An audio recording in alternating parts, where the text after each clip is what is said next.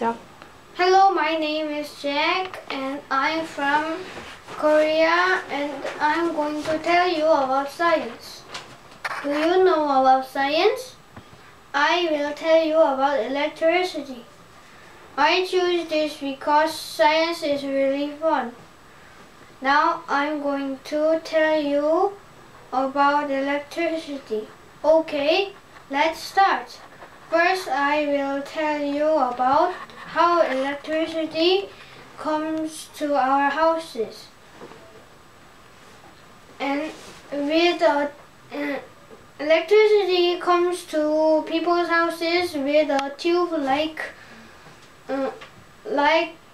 a rubber tube. And now I will tell you about how Edison invented the light bulb.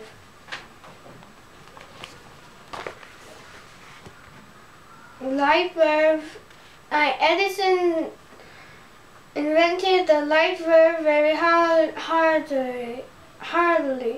It took 2 to 3 years. When he made it, he was very happy. Thanks for listening. Bye bye.